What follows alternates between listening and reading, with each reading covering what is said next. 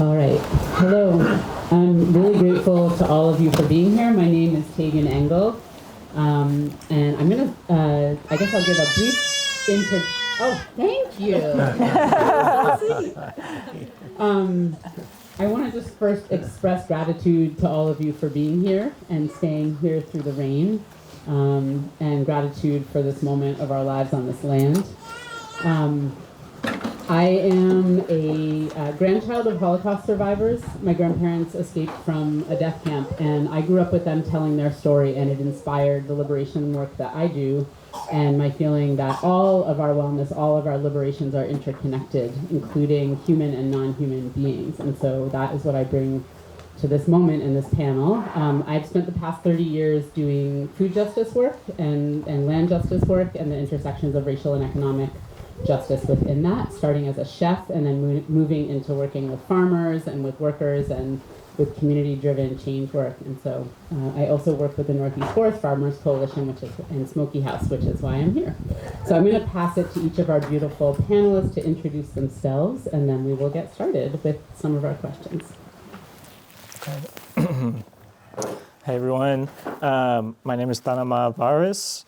All pronouns are good. I am an agroecologist, a popular educator, activist. I've been doing food sovereignty work for the last 10, 12 years.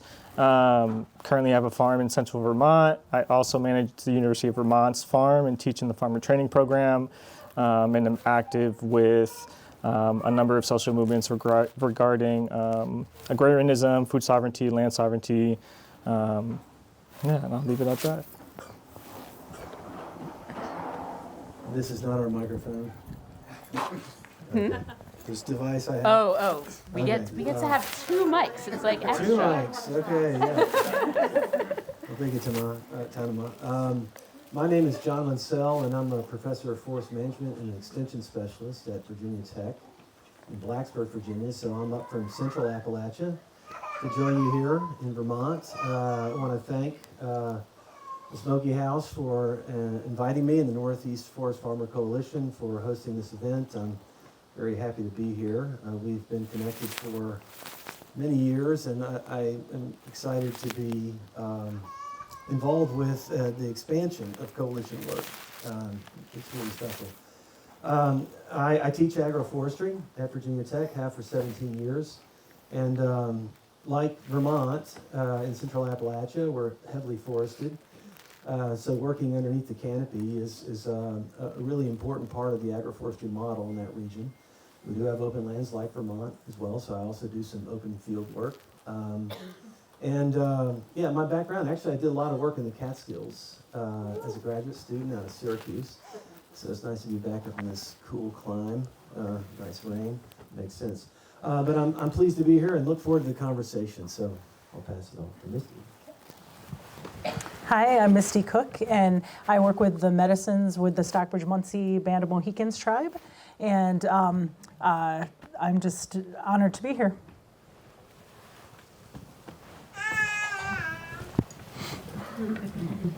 I'm so happy we have a baby animating our conversation. So story is such a good way for us to share information and to learn and connect. And so I wanted to start by inviting each of you to share a short story that illustrates how you approach or practice reciprocity in your life and in your work with forest farming, or if it's agroecology or forest medicinals. And within this, please share a bit of what reciprocity means to you. And maybe, Misty, would you start us off? Sure. I also just want to add one thing, that when we're saying forest farming, we don't necessarily mean just making money off the forest, or it could be just being in relationship with the forest and stewarding the forest and trading or working with the forest for your own wellness or your community's wellness. So language is imperfect, as we know. So I just want to be clear when we say forest farming, it's not just one thing. Okay, well, I'd just like to share how, I actually forgot to share it when we had our walk earlier. I was like, oh, shoot, I forgot to say that. But a big thing about our reciprocity, we did talk a lot about offering tobacco in the presentation before, but I'll just go over it a little bit for those who didn't get a chance to go to the presentation. But offering tobacco for us is our ultimate reciprocity. So it's a gift that was given to our tribe to offer as a gift for the plants. So, and it's pretty much just a acknowledgement of the plant when you're going to be gathering it. So we gather medicinal plants that just grow wild in the forest or the woods or prairies or whatever. So in order to do that, we have tobacco, and then we just place it down by the plant and thank the plant, and it's like an acknowledgement to that we're going to be taking the plant. And you're giving something in order to receive something. We can't just take and think there's going to be balance. So the biggest part is the tobacco. So like whenever we go to get medicines, all we really need is tobacco. We don't need any fancy equipment. We don't need anything expensive. We just need the tobacco in order to offer that. And then once you offer that, then you can gather, and then you're gathering in a very good way. You want to have good thoughts. You're putting that into the plants when you're taking them. I always think about how I'm going to use them, who I'm going to use them for. Asking for help on making sure I'm doing it in a good way or in the right way, things like that. And then we gather them, and then we dry them to preserve them. So there's lots of different ways depending on what the plant is, but generally you can, like tie them together at their stems, hang them up and dry them. You could even put them in a paper bag and let them dry that way, or in a basket, or just, leave them out on your counter, let them dry that way. There isn't any, it's a way that works best for you and the room that you have to do it too, because some people don't have actual drying rooms or anything like that. So then you dry them, and then the way we preserve them is we break them up once they're dry. We dry them for about like two months or so until they're all like dry and crispy, and then we put them in a jar, just a glass jar, and to preserve them. And then in the place of that top jar, the cap, we take the metal cap out and we put fabric in there, and then close it up that way with that fabric in there, so then the medicines can still breathe and have that air to keep them dry. And then we store them until we need them. And then if someone gets sick or we get sick, we make them, and most of them are teas, but we also have poultices and lots of different ways of using them. And then, so say we're making a tea, we just boil the water, take the medicine out, and it's usually 1 tablespoon of the medicine per 1 cup of boiling water.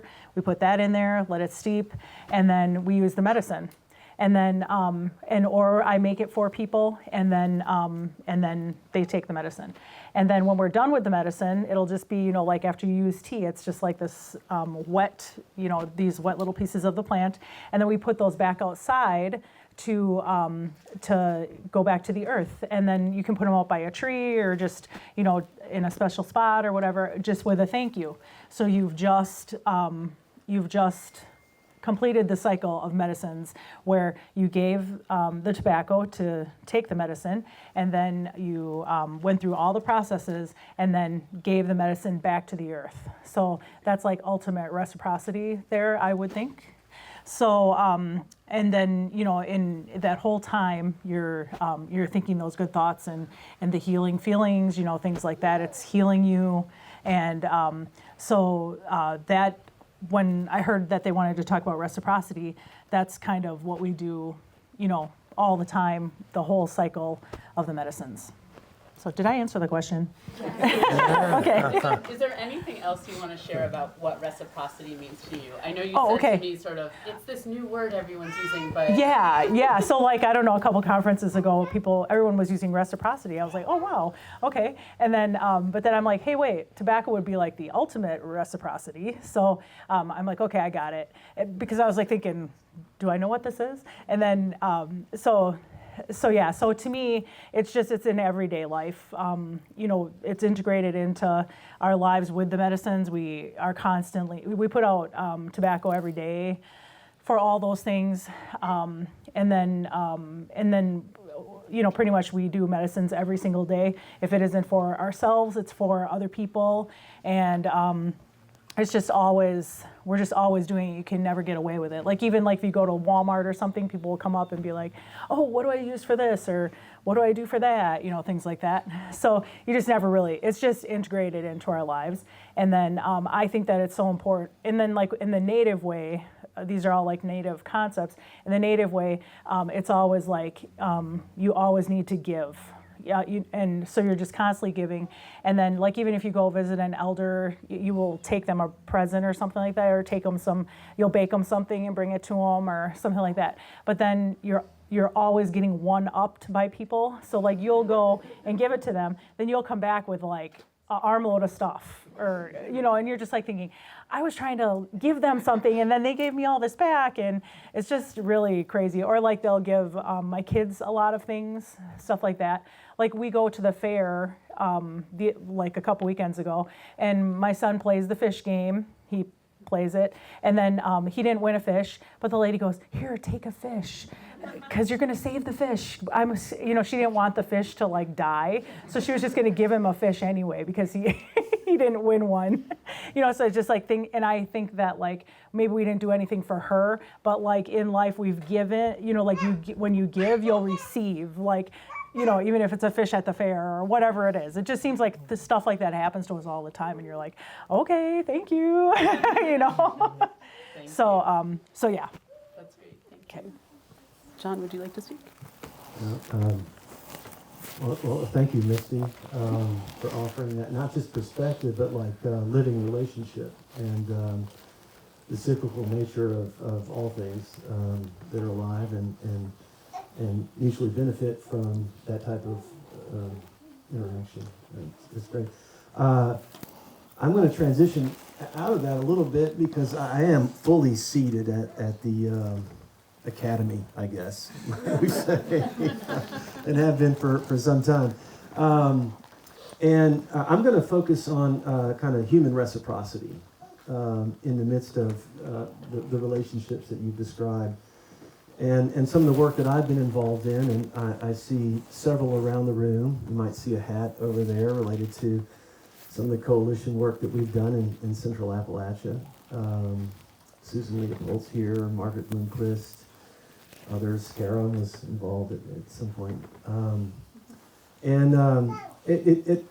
At the university, there's an institutional expectation that when resources come in, you kind of want to pull those and build up those resources. And thinking about a broad physiographic region like Central Appalachia and the ability to transact some impact related to facilitating this good work that Misty's described, I've taken upon myself to push my energies into fundraising. And I was talking to Tagan about this a little bit. Sometimes I hesitate to explain that, but it's the nature of my work and what's expected at the university.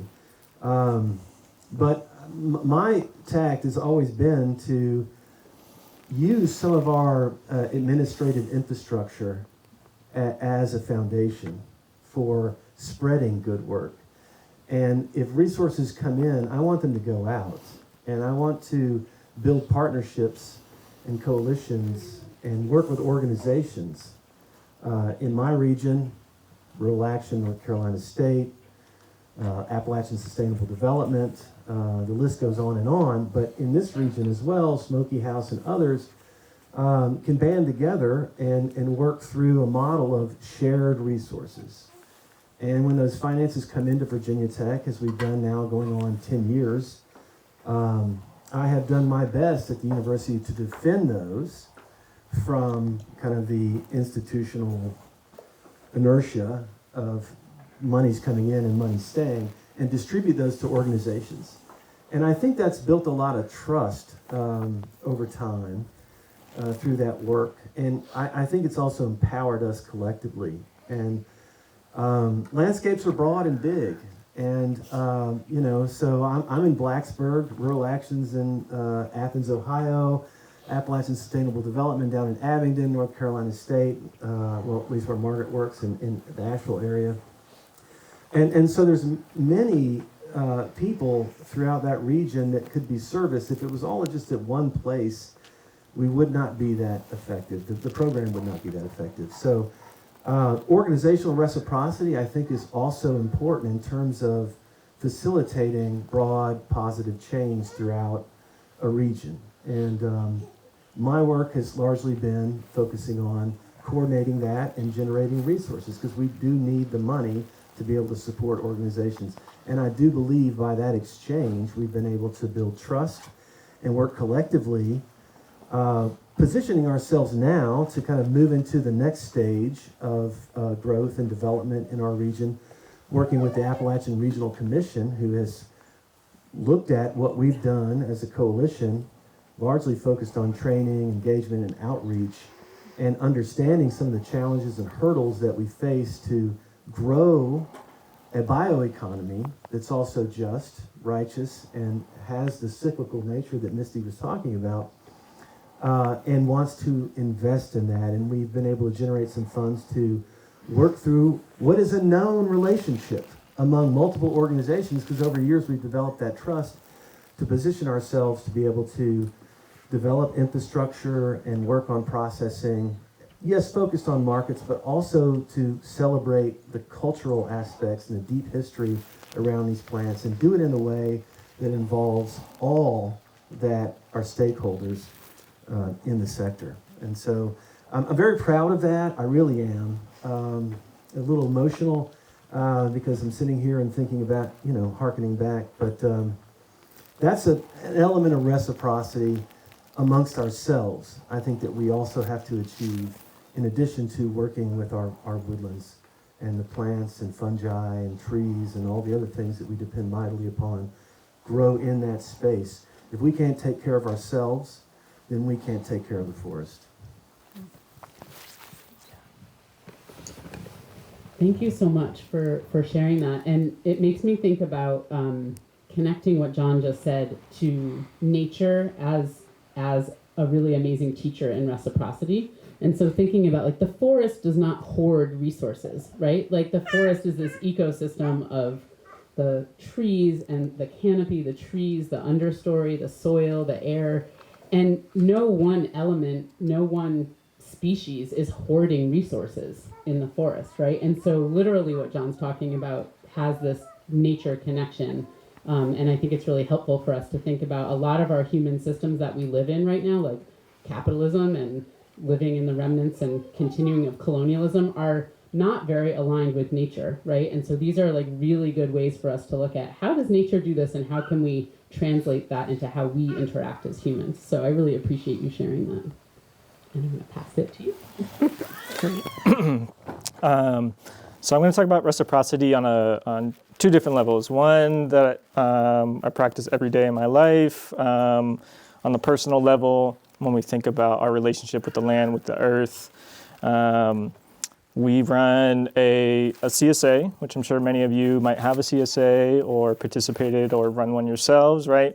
And so when we are harvesting for the week, we think about being able to harvest for the land as well. So that first harvest is always an offering to the earth, right? So that's an offering back for giving us all this nourishment, all this nutrition, as a sign of reciprocity, right? And so we're able to be in a less extractive relationship, right? Farming, any type of farming is busy. You're constantly moving, you're constantly doing something. So be able to pause, create intention to make that offering, to have a relationship, to speak with the soil, the water, the trees, right? And so within that, you're just taking a time out of capitalism, because capitalism runs on urgency. And so how do we create space within the work that we're doing, right? And so within that, we also have to think about how we're communicating with nature, with soil. I've been looking at properties, at land, at forests, and often when I'm moving into these forests, before I even enter, I'm asking for permission. I'm stating my intentions. I'm talking about where I'm moving, how I'm feeling, and asking for permission to enter that space, right? So we all know that trees, plants are all living beings, and being able to understand our relationship in that capacity with them. So that's an important piece that I try to incorporate every day. And then on a little bit bigger level in terms of people, relationships, being part of an agroecological movement is a social movement, being part of an organization called La Via Campesina, which is 200 million people strong across the world. And we organize events such as these. We call them encounters. And these events are meant to share information, to support a local farm, right? But the way it's set up is reciprocity is built in. And so we're organizing groups into something called base groups, right? And so your base group might be 4 or 5 people, whoever is coming to the conference, for example. And so within that base group, you share the tasks of whatever is needed for the conference. Someone's on the cooking team, someone's helping with dishes, and that rotates. So we're building in reciprocity within these kinds of events so that we all play a part, because it takes a lot to run these events, right?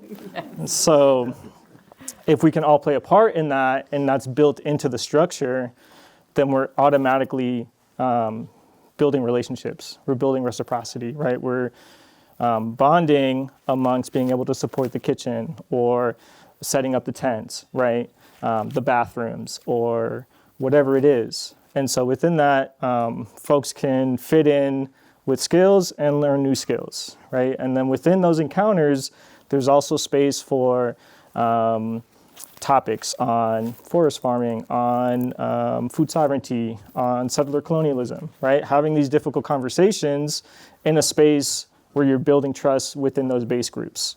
So when I think about reciprocity and farming, whether it's forests, whether it's with soil, whether it's with water, those relationships are what are most important when we're thinking about reciprocity. Thank you. All right, I'm wondering, thank you all for sharing those stories. I'm wondering if next we could just frame out, if you could each describe a little bit the harms and the trouble that we are in as you understand it, both for people and for the forests. How do you understand these troubles, and how do they inform the work that you do? Anybody want to start?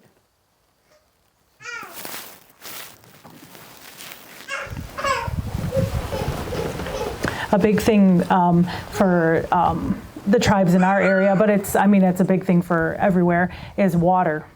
So we have a big thing that goes, that a lot of people are involved in with the tribes, and it's called Water is Life.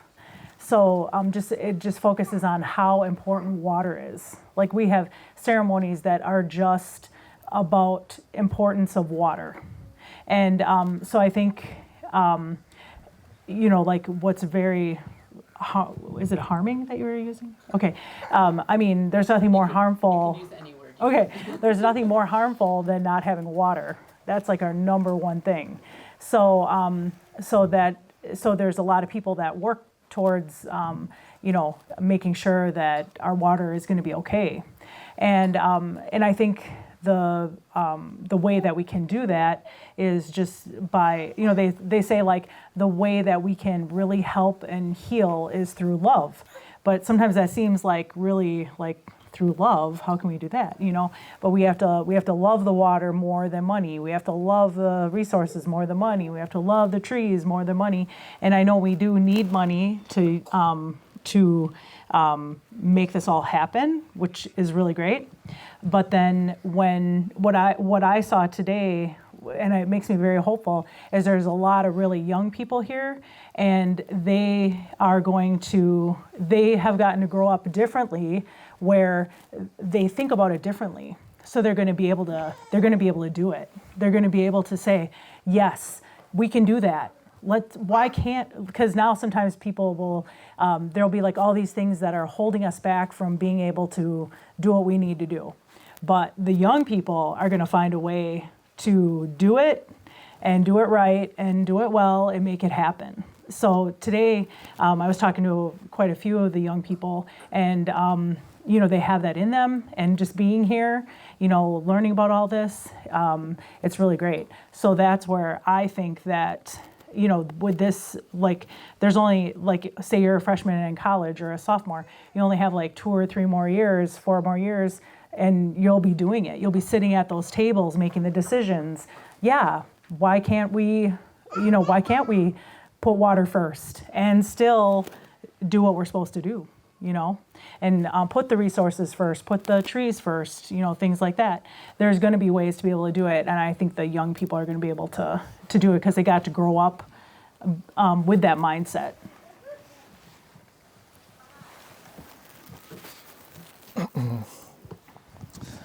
Yeah, I think what comes up for me in terms of what's most harmful for our forests, for our land, our soil, our water,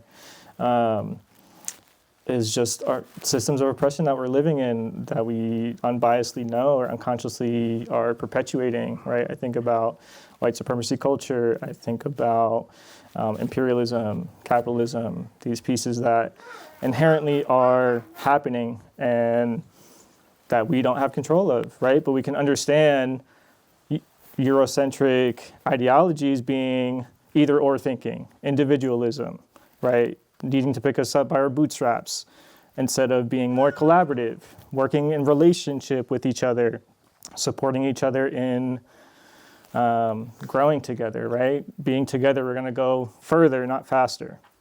And so these are issues that require self-reflection, require self-work, require work that's going to be multiple lifetimes. And it doesn't stop, right? This is constant. So for me, I'm constantly trying to undo white supremacy, patriarchy, these factors that affect everybody, the dominant forms of oppression.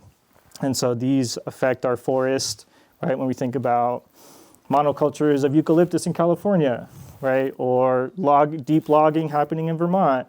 All these factors are affecting us, affecting the earth.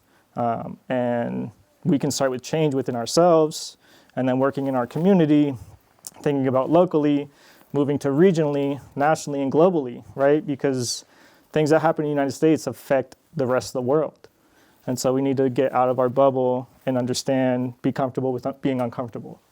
And that's a constant. And once we're able to do that, that's where growth happens. And so I think once we can hit those pieces, more change will start to happen. But it has to be a systems thinking. We have to think of the system as a whole rather than just the nuclear, family that we're in. And of course, we need to help our family, but our family is also the earth, Mother Nature, and our community.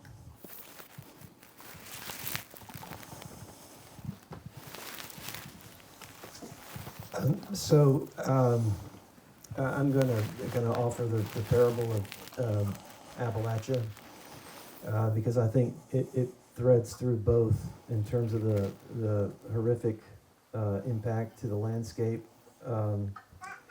due to extractive industries, coal and massive timber exploitation in the region, but also the forest-dependent communities in those areas that are extremely impoverished. The Central Appalachia in particular is the poorest region in the country. And having lived there for 18 years now, I've seen it and I experience it, and I feel part of it. It's part of me, and it is tied. There is a relationship there that goes very deep in terms of those extractive economies. And however, through that, there is a long-standing connection to one of the most biodiverse regions in the world, that area. And I think there's there's a publication that notes that 50% of the woodland medicinal species that are traded globally are native to that area. And there's lots that's led to that historically in a biophysical sense. Weathering, the Appalachian Mountains once were like the Alps, right? But there is a very old mountain range, and then glaciation pushed down species from Canada, here in New England, down that way. And it's just, so it's a big mashup of a really rich ecosystem.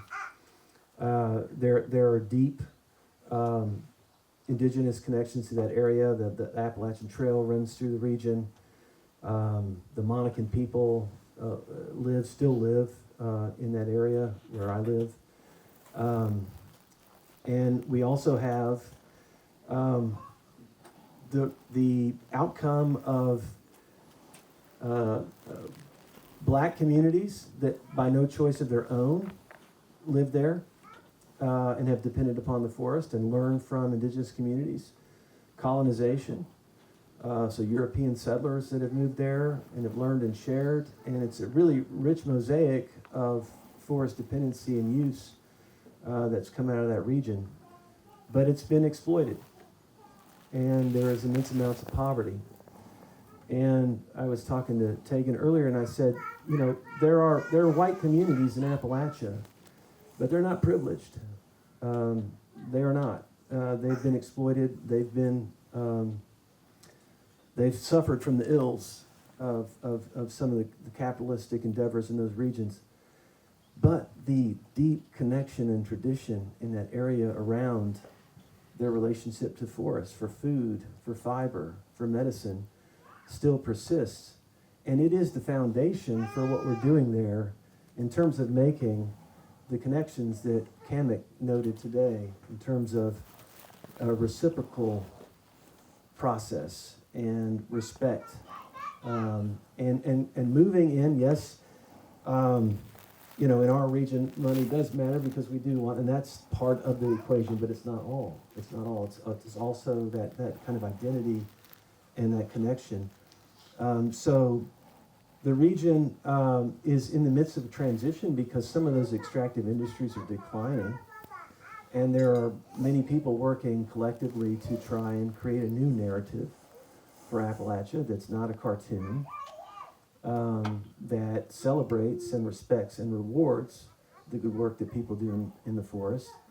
And most folks are not necessarily interested in harvesting timber in those areas. I mean, timber harvesting happens, but it's more about the kind of broad and diverse ecosystem and how they connect. And forest farming as kind of a branded practice, and we know there's some debate around, like, is that relevant? Do we need to have a name? Sometimes yes, sometimes no. Ultimately, it's a cultural trajectory that we're on, and trying to hold that up and respect it and celebrate it such that a larger swath of society begins to recognize and value that relationship, and that then in turn I think can provide some positive benefits for those communities that have long been distressed and exploited in the region where I live. So there's been definitely decimation, but I think there's hope, and I think that it takes a community, and it takes openness, and it takes energy, and so that's what we're working on there, and I see that materializing here, and it's very exciting. Thank you all. I'm going to share a question that Nicole, who was supposed to be here, except for COVID, put together.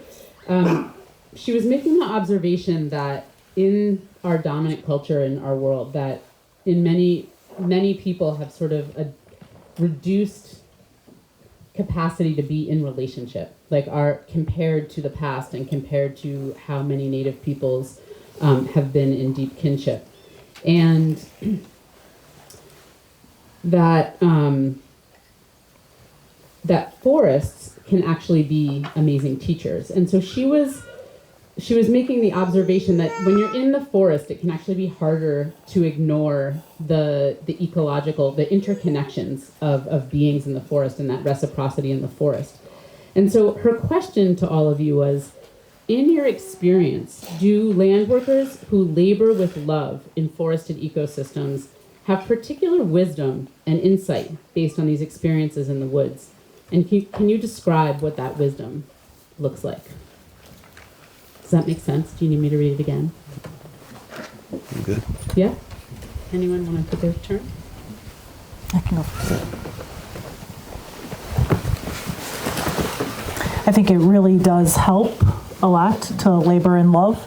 And you could tell today by talking to a lot of the people that a lot of people here do labor in love. And so I think that a conference like this is just like so great because you can find like-minded people and then, you know, hopefully share that with other people and keep that going. So definitely that makes a very big difference.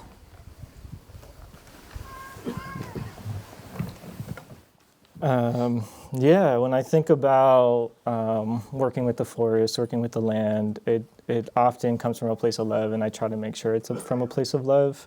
The other word that comes to mind that I like to use a lot is equanimity, or being equanimous.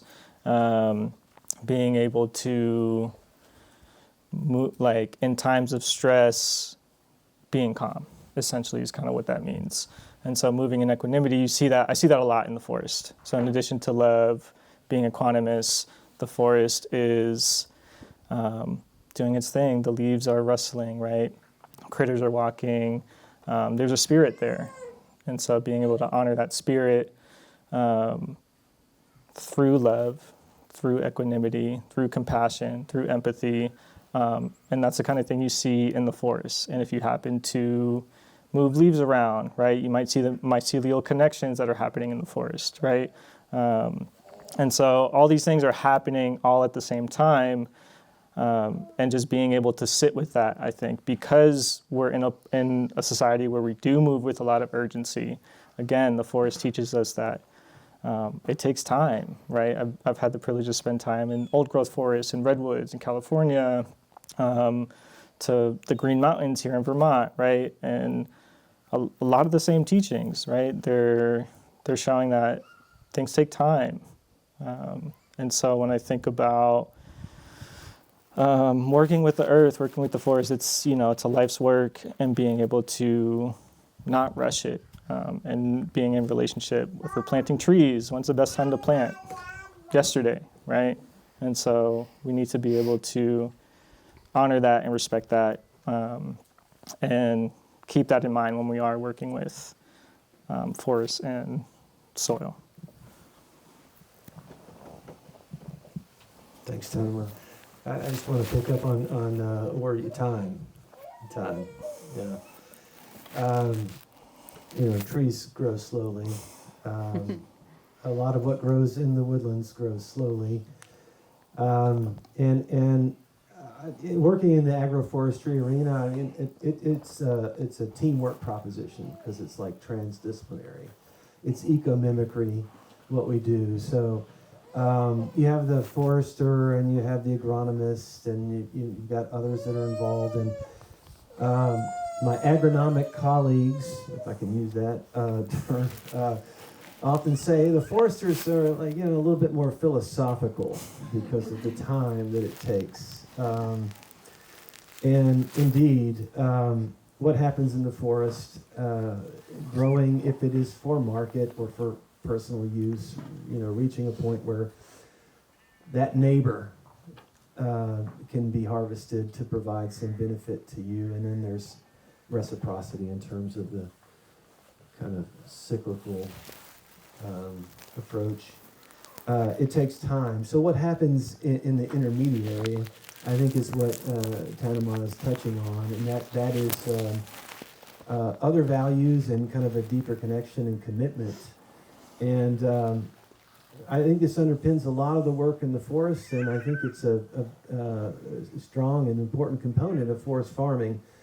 And my interaction with individuals and communities and organizations over the years that are committed to this, they see the value in that slow pace and that time because of the connections you can make in a more a deeper sense to the forest ecosystem, pulling back some of the duff from the forest floor and being able to see the mycelial connections and observing change and anticipating or witnessing neighbors in the forest not getting along so well and how you might be able to be part of kind of a collective solution in that regard. So I think that has an immense amount of importance in terms of moving toward a deeper reciprocity and bringing more into the fold and explaining and kind of championing that relationship. I think there's a lot of desire on the part of people today to find those relationships. And that's one reason why, for me, this work that I've done has been so fulfilling, because of the creativity and the energy. And I have one foot, I must admit, being forest management, I have one foot in the classic forest products industry. I have to go to those meetings. I don't have a blue blazer, but some do that I'm around, and go there. But what's energized me over 17 years is coming to meetings like this and all the work that we've done, because the attraction is really one of positive feedbacks. A lot of what we deal with, and this is where my agronomy colleagues might come into play. They're in a system of negative feedbacks. It's all about what you can't do, and then use this to fix it.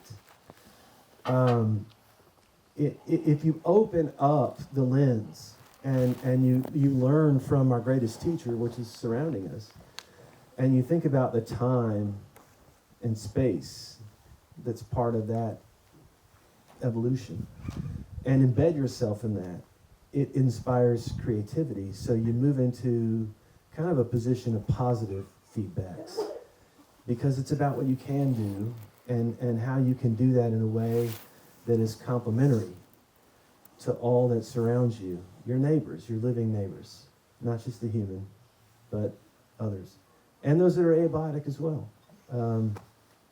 All those things are critical and important. And so for me, that time element is really, I think, one of our greatest strengths in this work. It might seem daunting because we operate on these quick cycles, turnaround. But that deeper connection and embracing that time, I think, is more resonant, and I think leads to kind of a happier and healthier existence with our environment. So some of my thoughts. Thanks, Tanama, for sharing that time. Yeah, thank you to all of you for sharing those things. And it just makes me think about meeting some of you today and overhearing conversations that there is something really special about forest farmers and about people being in deep relationship with the forest. I think this thing about time, about kinship, about just the complexity of the forest and interconnectedness and collaboration, and I definitely feel that in this space, and it makes me hopeful for sure.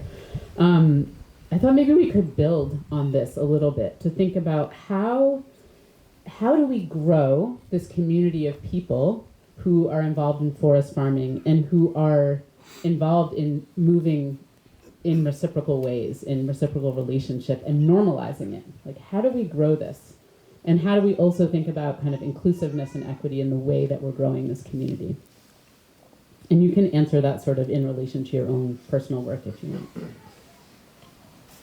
Who would like to start? Yeah, okay. What comes up is growing this, scaling it out, right? Is we need to get other people who are not just forest farmers to understand about the forest, people who consume forest products, right? Consumer end, but also other land workers, other folks involved with work, right? Are the dairy farmers understanding about forest farming? How do we bring them in, right? And so it needs to expand further into the veggie farmers, folks who have orchards, right? So anyone doing work related to land or waters, we need to bring them into the conversation and show them how they're a part of this, right? In addition to folks who enjoy ginseng or mushrooms or firewood, right? Like any of these things that affect us all in some form way, we have to expand it out to bring all these other folks in. So to me, that's the low-hanging fruit in terms of how do we expand this, how do we promote it, and meeting them where they're at, right? So we might have expertise in all these technical terms and some jargon, and how do we bring that down to folks to invite them in where they feel welcome and open and a place to ask questions as well. So that's kind of what comes up for me first. Thank you.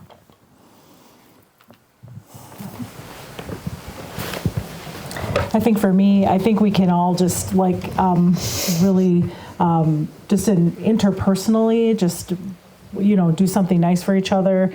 Sometimes it can seem too simple, but try to just make it more simple and do nice things for each other and put out that good, do good things. And then it'll just kind of happen. It'll just kind of like you'll get your community of people that is always doing good, and then it'll grow and keep on. Sometimes it can seem a little too simple, but for me, I think that can really help, and it's something that can make us feel better by something that we can actually do right now. We could just go home and start doing that right now, or right here. You know what I mean? It's very sometimes it can get very complicated and very overwhelming, but if we just start simple and try to grow that way, I think that really helps. Misty, what do you notice among young people in your community about kind of understanding reciprocity as a way and kinship as a way of being?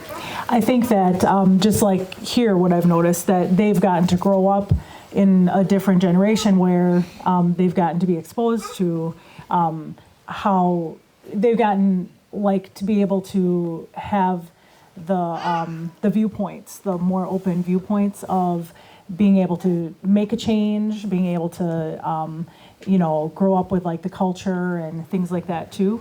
I think in the past we do have lots of traumas that our tribe has went through, but our kids have gotten to be more exposed to the culture and being able to make change and think more openly and being able to think more openly instead of just survive. So it's just like this. It's like, they're going to be the ones who are making the decisions of, yes, we can. Let's do that. Let's go clean up that river. Let's go fix that. Let's go do this. And they're already doing it too. We have some movers and shakers, and they're only about, early 20s, and they're already doing it. They're not afraid to do it either. So that's what's really, really positive for me. So, and it's just the same thing. One of our girls, she's really into the culture, and she. In her job, she kind of gets stifled a little bit. So we were talking. I said, well, you have to work because you have to make money to live. But your off time, you can do what you're really meant to do. So she organized this whole community thing to get everybody involved and do good things and stuff like that. She did that on her own on a Saturday. So and then she's got a whole bunch of friends in the same age group that all helped her. So I think that the younger people now have a bigger chance of being able to make change because they just grew up being able to have a little bit more of a voice. So, and then they can, they have more of the tools to be able to do it. So that's what I see. Thank you. Thank you, Misty. Simple is powerful. Mm-hmm. Yeah. And mood management is powerful as well. We have music later. So we're going to gather, right? We can focus on the technical, and we can have conversations, but also enjoying your time together and kind of recognizing that you're in a place and space around a particular area of interest and making that fun as well. I think those are powerful experiences, and then that's how things build. By moving along and across different facets of human interaction, and centering around things that we value. And we've had some positive experiences in that regard, in the work through the Appalachian Forest Farmer Coalition. It's 10 years old now. I kind of referenced it earlier, but it is multi-organizational. And one thing that we've done that I think also is important is it's trust-based. There's trust that's centered around certain values that are agreed upon and certain objectives that are agreed upon. But the way we've worked across this physiographic region is through resources to help support and build partnerships and increase membership and grow the number of people that come out to receive technical training, listen to panelists drone on, and then go into a fun evening. Maybe the rain stops. I think it might. We'll party anyway, right? Is that we've created that kind of expectation, but it's not bounded in like stricture. It's more like different organizations throughout the area share values and share a common goal and agree upon common objectives. And then the ways in which they engage their communities, whether it's in Southeast Ohio, Southwest Virginia, East Kentucky, Western North Carolina, West Virginia, is up to those individuals because they know their backyard. And I think that's been a very effective model. And I was, we were talking earlier again, Tagan, about We already had this. I don't know. I mean, so this analogy I use. I mean, I've like a couple times on Zoom calls or in meetings before I've used it, and I actually put it into a couple proposals. It's like, the paper lantern, right? You've got vertical strips of paper and you have horizontal strips, and the horizontal strips kind of bound all those vertical strips. And the way that I see our work in Appalachia and the ways in which it can expand and cover broad bases in a way that like maybe hasn't happened if it's just centralized on one track in terms of who controls the resources and who dictates what needs to happen, et cetera, et cetera. This paper lantern model, it provides that autonomy to work in your own context as a broad partnership. So think about the horizontal strip. That pulls all those vertical strips, which represent different organizations and different people kind of working in their own areas together from time to time, right, as you move up the paper lantern. And then what happens to those paper strips after you move beyond the horizontal banding? They spread out. They spread out and they go into their areas and they work and they engage with their communities how they know best, having common objectives and a goal, and knowing that there is a network of organizations and people that they're working with that are interested in seeing this work move forward across a broad landscape. And so, and that goes back to what I was talking about in terms of the university with the money and all that. It's kind of how I've operated. So it's worked well. I think maybe you can talk to others and they might tell you it hasn't, but we're trying our best. And anyway, so I'll pass it over to Tagan. Yeah, it's a great analogy. Can I add one more thing? Please. Just touching on what each of you kind of said in terms of growing this for forest farming and land work in general is I do a lot of work with youth. And so thinking about young people, right, how to like make this exciting or get them interested. And we have to have fun, right? Like you're talking about recreation. I think about recreation on farms a lot. I'm a big skateboarder. I grew up skateboarding. So I like to build skate parks at the farm and be able to have fun in that way, right? And so is there sustainable zip lines that we can put in the forest for folks, right? So how do we have fun for ourselves, for youth, for young people, to understand the relationship. Can we build a tree house, right? Like, how do we create those opportunities for the next generation and the generation after that, that it's not just work. We're not just chainsawing trees or needing to gather all the time, right? We're not going to watch plants grow. Maybe we watch trees grow here and there, but we need to be able to have other recreational activities too. So in all the kind of work I do, I think that's a really crucial part of how does this movement grow, right? So I just wanted to add that. Yes, I so appreciate you all bringing in joy and kindness, and because that is what we need, right? Like, just because it's the right thing to do gets a few people on board, but when people enjoy what they're doing, it gets a lot more people on board. So, absolutely. And policy change and system change and all those other things. So, just to be clear, we need those other big changes to make change happen. But yeah, let's enjoy it at the same time. So we have talked a few times about capitalism and, disparaged it quite a bit because there are a lot of harms of capitalism. But I want to be clear, like, we live in a society that functions on capitalism. People need money and food and clothes and a place to live, right? And so part of talking about the harms of capitalism is also to rethink how can we be in capitalism in a way that is less harmful to people and the planet, and be in a way that is not so destructive. And so I'd love to hear from each of you how you think about forest farming, kind of holding this way of being in relationship with the forest in this mutually nourishing way. And if you're in a role of working in forest farming and for money, or Misty maybe in some other relationship with money, as we talked about earlier, just how do you think about holding this reciprocal relationship in the way that you're doing forest farming with also having forest farming be a business?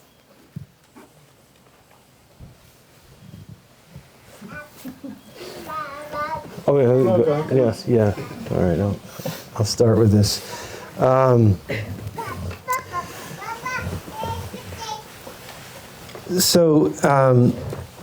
With the kind of monetary side of the formula, I guess, and how industry works, whether it's transnational, national, even local. You're right. I mean, exchange is important, and it's where we are. It's what exists today, and I think finding the values outside of that are really important and critical. They have deeper meaning, actually, but the motivation around growing with some teeth, forest farming in the kind of context we live in, you have to play by that game to some extent. Not for everybody, but if you're thinking about growing numbers and having deeper connections happen and sustainable practices and reciprocity with our forests happen, it's just where we are today. So accepting that. Are there ways that you think of being in business that sort of help to manifest some more positive elements? What I think is there's a lot of inefficiencies in the uses of our understory species. And maybe not on the kind of proximal scale, like immediate scale. I mean, that's direct. And locally, I think there's less inefficiency. There's still some, but when we think about the massive amounts of root volume moving into larger kind of industrial supply chains with aggregation and all of that, there's a great deal of waste, and we suffer from this in Appalachia, historically. Related to rock bottom prices paid for plant material that comes out of the woodlands, and the market essentially is still a bit of a mystery in terms of how that material moves around. We've conducted some research to try and understand how that material moves around and makes its way to a shelf where a consumer can purchase it. But what happens is that you have a system where massive amounts of material is moved out, and there's no investment in the kind of primary point of processing and harvesting and the people that do that work. This is historically a dirge in Appalachia for sure. I know about. So I don't know about up here in New England necessarily. I'm assuming it's similar. And because industry can pay so little per pound, they invest very little in the communities and the places and the plants and that system, and have the privilege to identify portions of that raw material that they can use. And much of it goes, a large portion of it will go to waste because it's coming out paid pennies on the pound, so there's no real risk in terms of massive amounts of volume and then identifying portions. So what we have plants moving out. In my region, many poor people working in those woodlands to try and find some livelihood associated with their family traditions, and not being respected and rewarded. No investments, let alone the price points, but infrastructure and other types of necessities to be more efficient around quality versus quantity. The quantity comes out, and what actually ultimately moves to the consumer shelf is a small portion of that, and much of it will just sit and decompose. Think about that. And that's a perverse system. And so when thinking about the capitalist model, that is a problem for the industry. Forest farming is a way, and I think pushing into that and being a little aggressive about making the case and holding up what's happening today, what can happen in the future, and pushing into that supply chain a little bit and making the case that greater investments need to happen in those communities if you want to hold up natural products on the shelf and sell them for these, high dollar values, that you need to invest back into those communities where that raw material has come. Presently, you're depending upon a lot of inefficiency and barely paying anything to support those communities. And what does that mean ultimately? Distressed communities, economically challenged communities, and waste of our natural resources.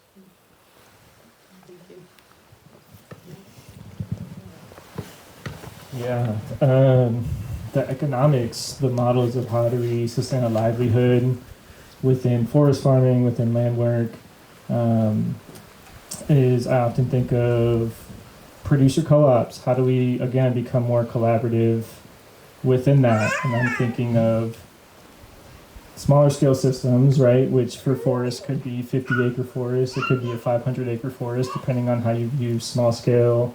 But again, moving with this idea of reciprocity of relationship, how do we work with a local farmer in collaboration rather than competition? How do we pool our resources to write that bigger grant, to bring more resources in, to then provide more medicine or food or whatever it is coming out to more people, right?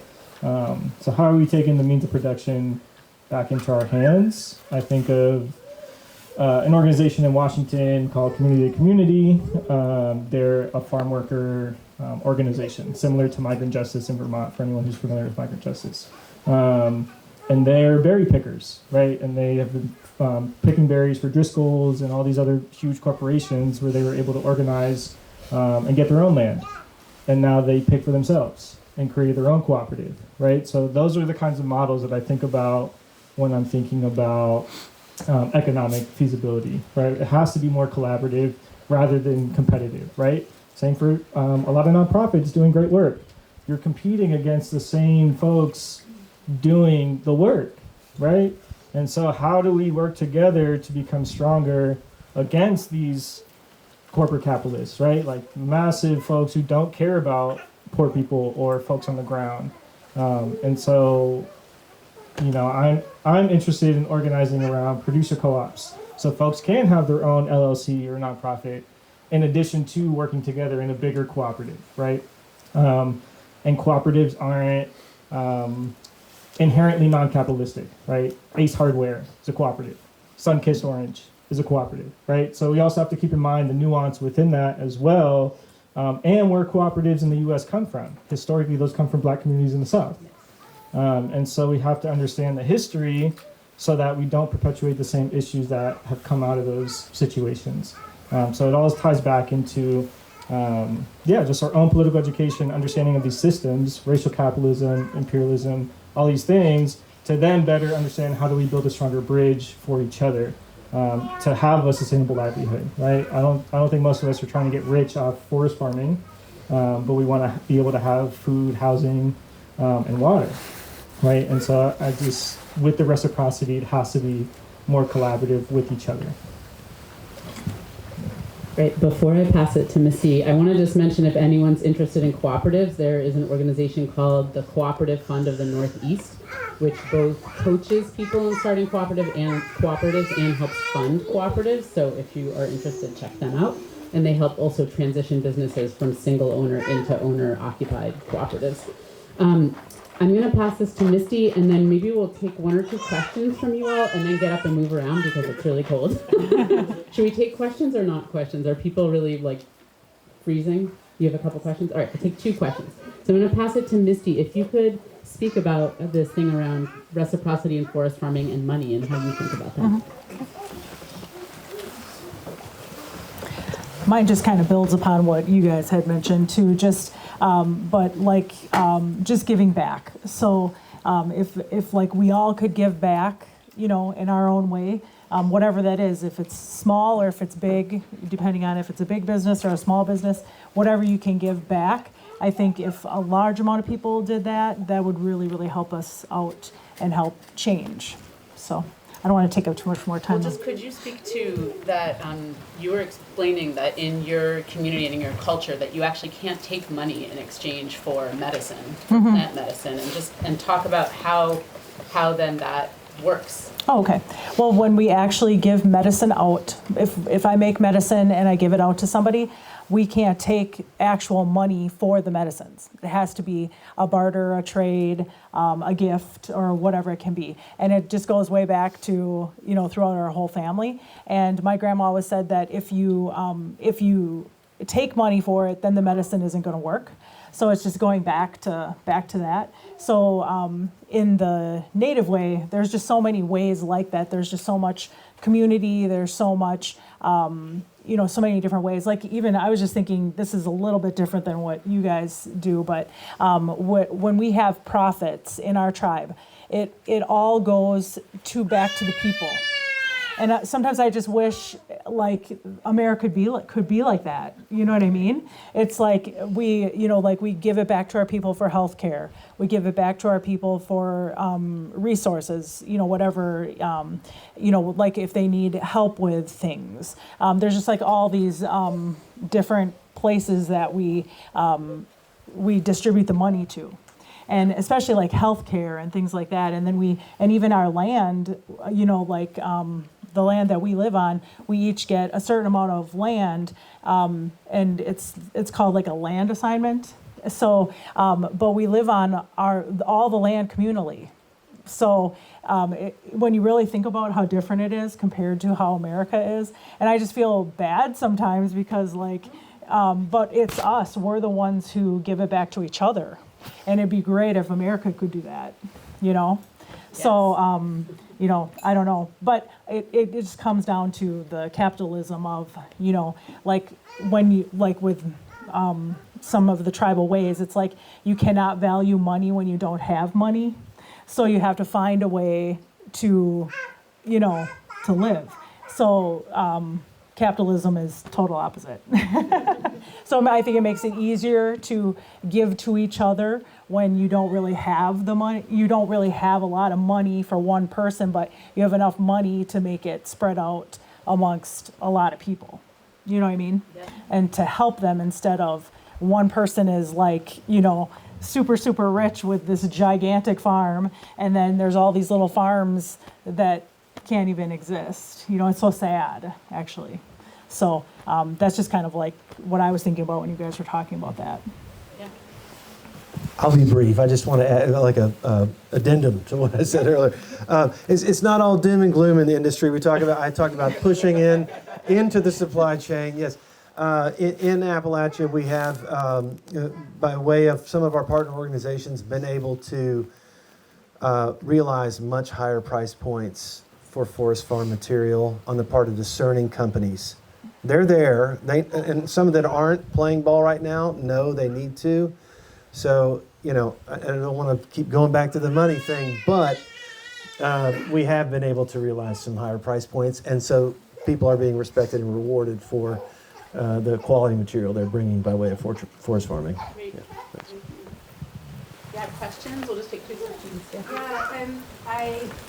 I really appreciate this conversation, and one of the things I wanted to ask and talk about is the fact I teach in Jamaica, Queens, in New York, and a lot of my students have never actually experienced a forest. And I think that when we talk about this idea of reciprocity, a lot of my students don't understand the value of nature because they don't get to experience it. And so how do we, at the same time, advocate for regreening our urban spaces and removing the fear? Like, my students have a lot of anxiety and fear around the idea of moving into rural spaces for lots and lots of reasons, right? Black and brown populations don't feel welcome in rural America. And so I wonder about that work, how we create and build food forest systems within cities, right? At the same time that we are preserving food forests, in rural areas. Do you want to answer your own question, or do you want these guys to answer it? I don't mean that in...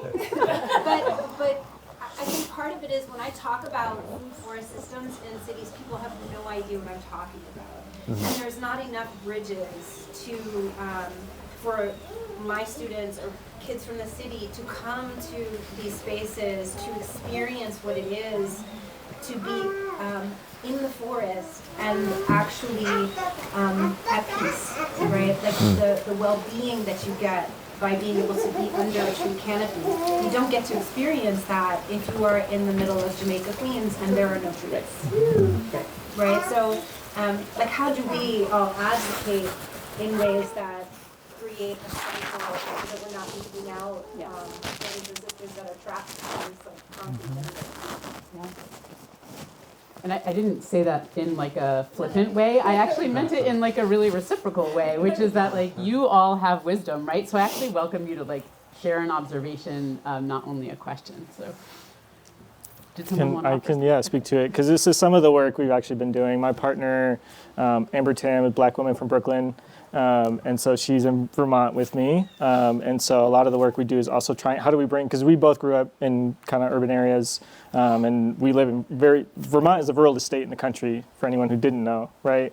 And so we try to do a lot of this work of bringing young folks who don't have access to those kinds of things, and starting with, maybe you can go to the Queens County Farm or Brooklyn Grange or some of these other green areas in the city, and then create pathways. There's an organization in Brooklyn called Hoods to Woods, and they bring kids from Brooklyn to snowboard in Killington, right? And so creating pathways or starting those journeys is just, the way University of Vermont has a connection with a Bronx high school. And so there's a direct connection there. So I think just let's talk, right? And how do we make these connections to then provide more space? Because that gets into the growth of forest farming as well, right? And the recreation that I was talking about, and making it a safe space, because folks don't know about ticks or mosquitoes in that way, or what kind of gear to wear, right? There's so many barriers to entry.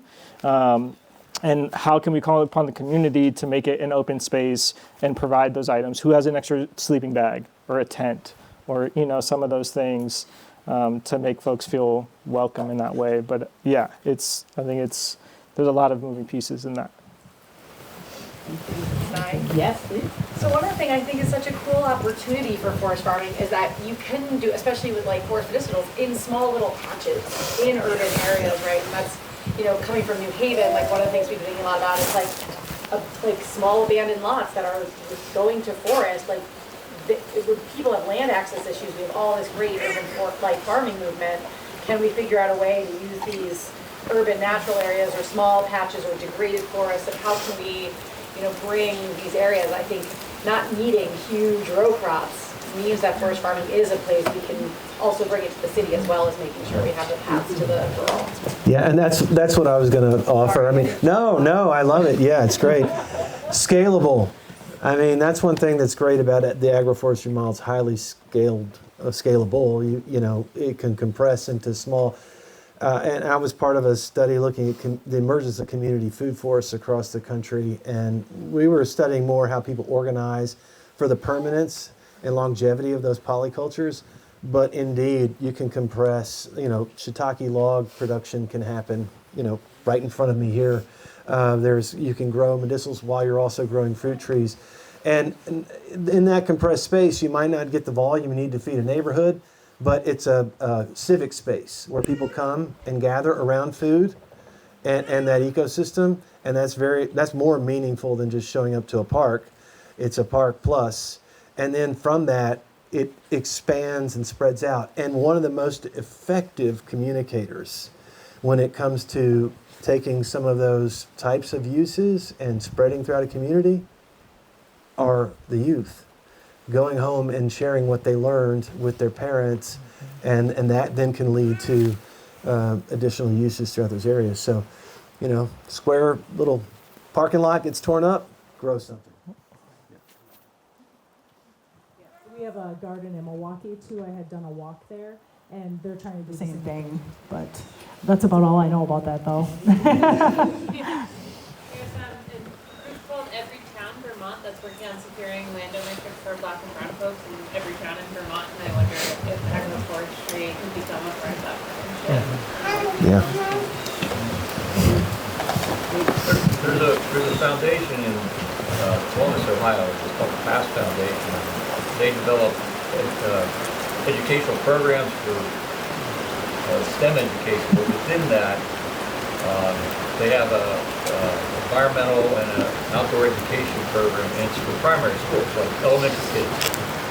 Take them for a walk, just go out and sit and listen to birds. Go out and sit and, or blindfold them and touch, give them a nut, give them and that's part of this. They get an experience that then energizes them, and then they take that back and they say, geez, I'd really like to do more of it.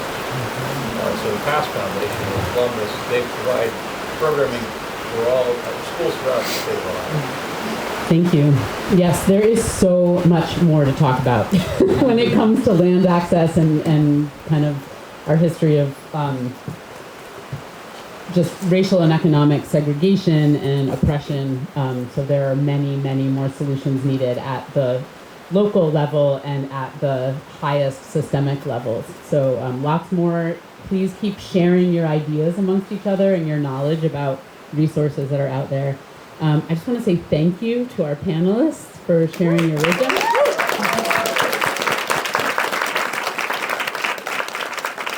Thank you to our audience for sitting here in the cold listening to us. I hope this was enjoyable for you.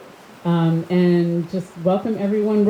I wanted to mention that it keeps kind of falling apart, but we have a little space over here at the end where we were putting a little plate for our ancestors as like an offering. So we talked about tobacco offerings and offerings of CSA to the land, share to the land. And in a Yoruba tradition that I practice in my family and community, we make offerings of food to our ancestors when we eat. And so I just welcome anyone who wants to, if you have something you want to leave there as an offering. It's a really special part of Reciprocity is also connecting across generations, and not only forward generations, which is so important, but also to our ancestry.